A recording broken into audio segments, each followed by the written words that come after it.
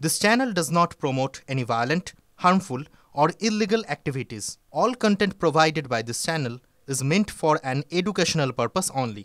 Top quality और consistent performance के लिए सिर्फ सिल्वर पंप्स नाम याद रखना। এই মুহূর্তে আরো একটা গুরুত্বপূর্ণ খবরের আপডেট আপনাদের জানাবো। অবশেষে জামিন পেলেন যাদবপুর বিশ্ববিদ্যালয়ের প্রাক্তনী গবেষক হিন্দোল মজুমদার। স্পেন থেকে শিক্ষামন্ত্রী ব্রাত্য বসুর গাড়িতে হামলার ষড়যন্ত্রের অভিযোগে তাকে গ্রেফতার করা হয়। দেশে ফিরতেই গ্রেফতার করা হয় হিন্দোলকে। 3 দিন পুলিশ হেফাজতের পর জামিন গবেষক পড়ুয়ার। ডিটেল খবর রয়েছে আমার সহকর্মী সুমন মহাপাত্রর কাছে। সুমন, একেবারেই তাই। দেখো যে ব্রাত্য বসুর গাড়ির উপর যে হামলাটা যাদবপুর বিশ্ববিদ্যালয়ে, সেখানে জড়িত থাকার অভিযোগে এবং ষড়যন্ত্রকারী হিসেবে তাকে কিন্তু পুলিশ তার বিরুদ্ধে লুকআউট নোটিশ জারি করেছিল। দিল্লি বিমানবন্দরে নামার সঙ্গে সঙ্গে তাকে গ্রেপ্তার করা হয়েছিল।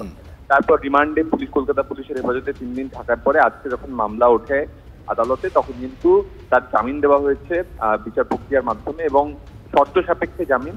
পুলিশকে সহযোগিতা করতে হবে, পুলিশের প্রয়োজনে পুলিশকে তথ্য সরবরাহ করতে হবে এবং বেশ কিছু শর্ত রয়েছে, তারপরে কিন্তু জামিন মিলেছে। ইতিমধ্যেই এই প্রাক্তনী মুক্তিতে যাদবপুর বিশ্ববিদ্যালয় আন্দোলন শুরু করেছিল, তার মধ্যেই কিন্তু জামিন হলো। শুধু জামিনে কিন্তু বেশ কিছু শর্ত থাকবে। শুভজিৎ, ধন্যবাদ সুমন।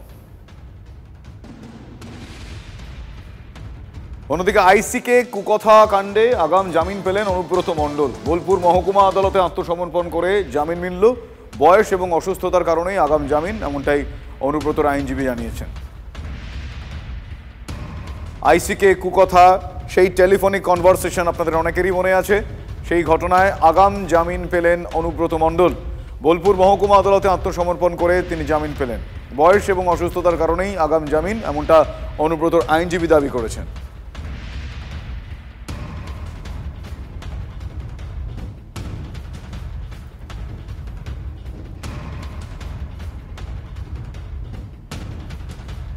চিকিৎসা না পেয়ে বিসিরায় শিশু হাসপাতালে শিশু মৃত্যুর অভিযোগ উঠছে।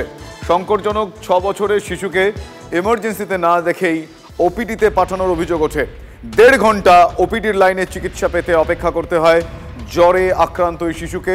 চিকিৎসার অপেক্ষা থেকে মৃত্যু হয় বাঁকুড়ার বাসিন্দা সাকিবের। আমি একটু ডিটেল জানবো। আমার সহকর্মী সৌরভ দত্ত এই মুহূর্তে আমার সঙ্গে রয়েছেন। সৌরভ, যে গাফিলতির অভিযোগ মৃতের পরিবারের তরফ থেকে করা হচ্ছে, জানানো হচ্ছে, এক্স্যাক্টলি কি অভিযোগ? হাসপাতাল কর্তৃপক্ষই বা কি বলছে?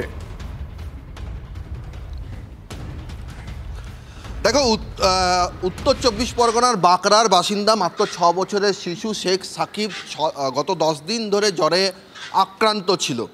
আজ বিসিরায় শিশু হাসপাতালে সকাল 11টা নাগাদ সাকিবকে নিয়ে তার মা, তার বাবা তারা পৌঁছন এখানে এবং আসেন শটাং যারা চলে আসেন এমার্জেন্সি বিভাগে। এমার্জেন্সি বিভাগে আসার পর এক্ষেত্রে নিয়ম হচ্ছে যে যদি কোনো রোগী সংকটজনক অবস্থায় আসে, বিশেষত শিশু, তাহলে তাদেরকে এমার্জেন্সি থেকেই ভর্তি নিয়ে নেওয়ার একটা প্রক্রিয়া রয়েছে, যেটা অধ্যক্ষ দিলীপ পাল তিনিও মানছেন যে এমার্জেন্সি থেকেই ভর্তি নেওয়ার নিয়ম রয়েছে। অভিযোগ এমার্জেন্সিতে ভর্তি নেওয়া হয়নি, তার পরিবর্তে এমার্জেন্সি থেকে ওপিডিতে পাঠিয়ে দেওয়া হয়, আউটডোরে পাঠিয়ে দেওয়া হয়। রোগীদের ভিড়ের মধ্যে দীর্ঘক্ষণ লাইনে দাঁড়িয়ে থাকে শেখ সাকিব, জ্বরে আক্রান্ত শেখ সাকিব। 2 ঘন্টা তারা সেখানে অপেক্ষা করেন। 2 ঘন্টা পর যখন ওপিডি ডাক্তার তাকে দেখেন, ওপিডি ডাক্তার বলেন যে ইমিডিয়েট সাকিবকে ভর্তি করে চিকিৎসা শুরু করতে হবে। এরপর আর সময় পাওয়া যায়নি। ভর্তির কাউন্টারে, অ্যাডমিশন কাউন্টারে আসার আগেই সাকিব শেষ নিঃশ্বাস ত্যাগ করে। ঠিক যে সিঁড়িটা দেখতে পাচ্ছ, এই সিঁড়িতেই কিন্তু সাকিবকে নিয়ে তার মা কোলে এখানে বসেছিলেন দীর্ঘক্ষণ, যে ছেলে কখন বেড পাবে, বেড পেলে চিকিৎসা শুরু হবে। আর এখানেই প্রশ্ন উঠছে যে হাসপাতালে আসার পর, এমার্জেন্সিতে পৌঁছানোর পর বিসিরায় শিশু হাসপাতাল, যেটা রাজ্যের অন্যতম উৎকর্ষ কেন্দ্র শিশুরোগ চিকিৎসার ক্ষেত্রে, সেখানকার দোরগোড়ায় পৌঁছানোর পরও এখানকার কর্তব্যরত চিকিৎসক স্বাস্থ্যকর্মীদের মনে হলো না যে সাকিবকে এখনই এমার্জেন্সি ভর্তি নিয়ে তার চিকিৎসা শুরু করা হোক। অধ্যক্ষ বলছেন 10 দিন ধরে জ্বরে ছিল, তার যা শারীরিক অবস্থার অবনতি ছিল, শুধুমাত্র 2 ঘন্টার অপেক্ষার কারণে যেটা হয়েছে তা নয়। কিন্তু প্রশ্নটা হচ্ছে যে নিয়ম মানা হবে না কেন? সরকারি হাসপাতালের নিয়ম হচ্ছে শিশু আসবে, সংকটজনক যদি শিশু হয় তাহলে তাকে তৎক্ষণাৎ তাকে ভর্তি দিতে হবে, কারণ একটিও শিশুর যাতে মৃত্যু না হয়। শিশু মৃত্যু নিয়ে এই রাজ্যের ভূমিকা বারবার আতশকাচের তলায় এসছে। একদমই, আরো একবার এই ঘটনা সেই দিকটাকেই উল্লেখ করলো তার পরিবারের লোকজন কি বলছে আপনাদের শোনাবো, এবং শোনাবো অধ্যক্ষ, হাসপাতালের অধ্যক্ষের সঙ্গে আমরা কথা বলেছিলাম, তিনি কি বলছেন। Back to back. প্রথমে আমরা এসে এমার্জেন্সিতে নিয়ে গেছি, ওরা ওখান থেকে বের করে দিয়েছে, দিয়ে ওখানে বলেছে সব লাইন দিয়ে সব কাট করতে। ওই বাচ্চাটার খুব শরীর খারাপ, এরাকে নিয়ে যান না, ওরা শুনলো না, ওরা ওখান থেকে বের করে দিল, দিয়ে ওখানে এইদিক ওইদিক করতে আজ আমার বাচ্চাটা এখানে চলে এসছে। 11টার সময় এইখানে এইছি, এখানে বলতেছে ওইখানে যাবো, ওইখানে বলতেছে ওইখানে যা, এইরকম করে করে বাচ্চা আমার বাচ্চা। এটা আমরা এটা নিয়ম নয়, সেটা আমরা সেটা নিয়ে অনেক খোঁজ খবর করছি, সেটা নিয়ে আমরা খোঁজ নিচ্ছি, নিশ্চয়ই খোঁজ নিচ্ছি। সেটা আমরা ডাক্তারের কাছে অবধি পৌঁছাইনি, সিকিউরিটি হয়তো বলেছে আউটডোর চলছে, এরকম একটা কিছু ব্যাপার হতে পারে, কিছু ওইখানে একটা মিসআন্ডারস্ট্যান্ডিং কিছু হতে পারে, সেটা আমরা খোঁজ খবর রাখি যাতে না হয়।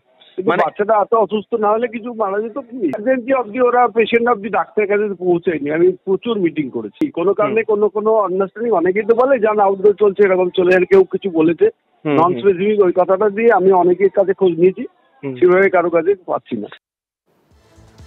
অন্যদিকে রাজগঞ্জের পর এবার ধূপগুড়ি, জলপাইগুড়িতেও জ্বর ছড়াচ্ছে, আতঙ্ক বাড়ছে খুব স্বাভাবিকভাবেই। গাদং এলাকায় জ্বরে আক্রান্ত এক কিশোরের মৃত্যু হয়েছে। ধূপগুড়ি মহকুমা হাসপাতালে ভিড় উপচে পড়ছে, প্রতিদিন গড়ে 700 থেকে 800 জন জ্বরে আক্রান্ত রোগী তারা আসছেন। রোগীদের ভিড় সামলাতে নাজেহাল স্বাস্থ্যকর্মীরা। মৃত কিশোরের পরিবার সূত্রে খবর পাওয়া যাচ্ছে 5 দিন ধরে জ্বরে ভুগছিল জয়জিৎ। সকালে শ্বাসকষ্ট শুরু হয় তার, ধূপগুড়ি মহকুমা হাসপাতালে নিয়ে যাওয়ার পথে তার মৃত্যু হয়। ওই কিশোরের পরিবারের আরও কয়েকজন জ্বরে আক্রান্ত। গোটা গ্রামেই জ্বরের প্রকোপ ক্রমশই বাড়ছে। বিস্কুট চা খাওয়ানো হলো, তারপরে একটু জ্বর উঠছে, হ্যাঁ ওষুধ খাওয়ানো হলো, ওষুধ খাওয়ানোর পরেই 5 মিনিটের মধ্যে গেল। মানে কবে থেকে কতদিন থেকে জ্বরে ভুগতেছিল? 5 দিন, 4-5 দিন, 4-5 দিন থেকে জ্বর ছিল। বাড়িতে আরো কারো জ্বর আছে? হ্যাঁ, এই যে বাচ্চার একটা আছে। না, যখন নিয়ে আসছেন তখন কি মারা গেছে? বাড়িতেই মারা গেছে। কতদিন থেকে জ্বরে ভুগছিল? 5-6 দিনের হলো। তো ডাক্তার দেখানো হয়েছিল? এমনি লোকাল ডাক্তার দেখানো হয়েছিল, হাঁটতে পারে না, বাড়ি থেকে নড়তে পারে না। এমনি জ্বরের জন্য কি জ্বরের জন্য কোনো ট্রিটমেন্ট করা হয়নি? তো বলছি যে মারা গেল কখন? সকাল 7টা। সকাল 7:30 দিয়ে মারা যায়, মানে এটা কি জ্বরের জন্যই মারা গেল? জ্বরের জন্য মারা গেল না বলতে পারছি না। রাজগঞ্জের বিতর্কিত পোলট্রি ফার্ম থেকে জন্ডিস ছড়ায়নি, ইঁদুর জ্বরও ফার্ম থেকে ছড়ায়নি বলে সরকারি রিপোর্টে প্রকাশ। পোলট্রি ফার্মের জলের নমুনা পাঠানো হয়েছিল বেলগাছিয়া ল্যাবরেটরিতে, রিপোর্ট নেগেটিভ এসেছে, এমনটা জানিয়েছেন প্রাণী সম্পদ দপ্তরের আধিকারিক। কিন্তু কোথা থেকে জন্ডিস জ্বর ছড়াচ্ছে সেই হদিশ এখনও পাওয়া যায়নি। জেলা শাসক দপ্তরে জরুরি বৈঠক, সংশ্লিষ্ট দপ্তরের আধিকারিকদের, ওরা বিষয়টা তারা খতিয়ে দেখছেন।